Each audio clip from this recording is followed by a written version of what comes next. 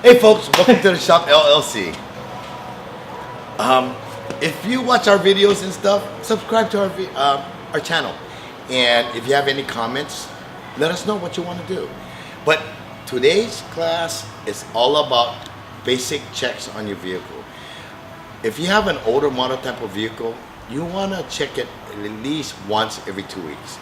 Okay? When I'm talking about checks, I'm talking about checking the battery terminals, checking the fluid levels, seeing if there's anything leaking, just to prevent you from actually breaking down, yeah, or breaking down in the future, or what kind of repairs you'll be needing in the future.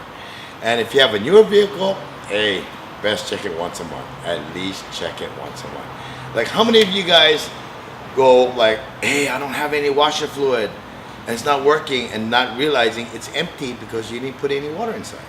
Well, today's class, folks, it's all about that. Okay? So if you have any questions, or if you want to see a video or anything like that, subscribe to the channel and lay us some comments. All right? And we're from Hawaii. Don't forget, it's all about having fun in the wonderful paradise here, and we're trying to help you save money. Okay? And we'll be right back. Hey folks, now not everybody's a technician, not everybody knows anything about a car, but if when in doubt, go to your handbook. Your handbook will tell you everything about your vehicle, what you need to know. All right, now first things first, when you open up your hood, right now we're working on a 2001 Honda CR-V, and first thing we do, right, the most common thing that we do is check our battery connections. If you see, a cover on top, lift it. Take the time to lift it open. And look, if there's any white corrosion, blue corrosion, or acid buildup, you might want to really clean that, okay? Watch our next video. It will show you how to actually clean the battery. But corrosion on the battery can cause a lot of electrical problems. Hard starting, no start, headlights being dimmed, and so forth. So you might want to check that for corrosion. All right. Next, after checking the battery, you want to check the radiator condition and the amount of fluid that you got inside. So just looking at it, making sure there's no leaks or anything above, right? Open up the cap and see if it's full. If it's full, no problem. If it's low, fill it up. Most likely you might have a leak someplace, yeah? A lot of people mistake the radiator fluid, checking in the radiator versus the reservoir. The reservoir is just a stored fluid for the radiator. As it heats up, it goes in there and it gets sucked back in. This is a point right here is the most important that you want to check and make sure it is full. So that, in this case, it's full. Let's go ahead and plug in the next one. But if at any time that you find yourself filling up the radiator, most likely you have a condition or problem. And it's good to check this because they'll prevent you from overheating in the future, okay? Next set of checks would be your oil, your engine oil is so important. There is a dipstick. If you don't understand where it's located at, consult your manual or your handbook. Your handbook will tell you, and it'll show you how to check it as well. In this case, in this Honda, we have an oil. Wait, wipe it off first. Re-stick it back in. And let's pull it right back out. And it shows there's 2 dotted lines there. And it shows it being almost at the very low end, which indicates that this person is very low in oil. I wouldn't say very low, maybe about a quart and a half, but a quart and a half of oil low on this vehicle, it's very dangerous. Oh, excuse me. Excuse me. That's messed up. That's a blooper moment, okay? But it's very low.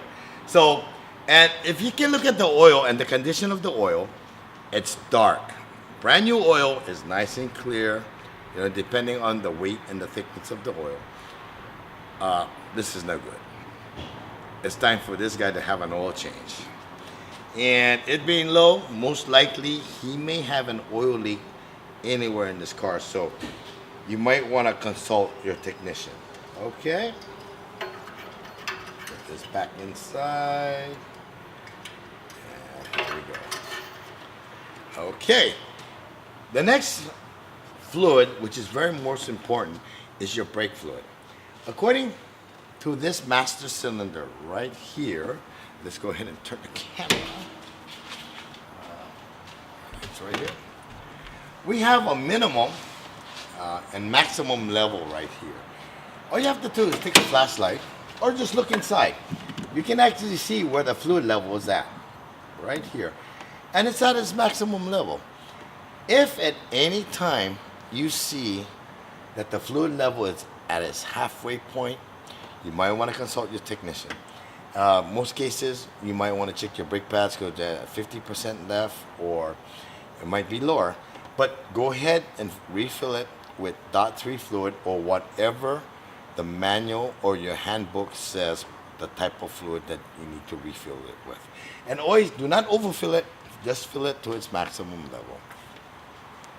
Another fluid that you might want to check, a lot of people has this problem, and the power steering would be making a loud noise like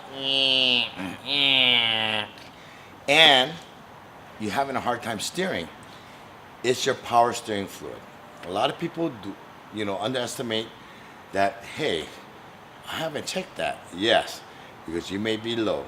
A lot of people are like gas and go drivers, but this will prevent you from a lot of damages and unexpected accidents because your power steering came hard all of a sudden and you couldn't turn. If you come to this point right here, and this car, there is a power steering level and this point, and we're looking inside, there is no fluid. And the reason why this has no fluid is because he does have a power steering problem, and it turned out to be his rack and pinion is leaking very severely. And that is a dangerous thing. So you might want to take, if anytime you have something low like this, do take it to the nurse technician, check for leaks, have them check for leaks, and get it repaired. You do not want to get into an accident. Your safety is most important. And last but least, I want to say last, the most important, another one, is your windshield washer. A lot of people will go, and no water is coming out. And that's because you never refilled your reservoir in your windshield washer bottle. Do take the time to check it. It's a simple cover right here, and there is a logo that says windshield washer bottle. Just fill it up with water or your favorite chemical that you want to put in that is recommended by the handbook. There's one more fluid that we're supposed to check, and I would recommend having a technician take a look at that, is your transmission fluid level. There is a certain procedure of checking the transmission fluid level. They may state it in your handbook, but most cases have a technician, a professional, actually check that, okay? So when you go for your next oil change, just ask them, can you check my transmission fluid level and its condition, and if I need to have it replaced. A dirty transmission oil, lack of oil in the transmission can cause shifting problems and damage the transmission, and it can be very costly. We're looking in $1,000, $1,200, $1,500, $2,500, depending on the type of transmission that you have. Okay? Last but not least, check your tire pressure. If it's low, it will eat your mileage. It will eat your gas like there is no tomorrow. All right? And it will prevent you from excessive tire wear. All right? So if you have any questions, this is the Shop LLC from Hawaii. Have a nice day and aloha. Don't forget to subscribe to our channel. And if you have any questions, shoot us an email, shoot us a call, and we'll try to make the best video for you. But anyways, have a good time. Shaka from Hawaii. Aloha.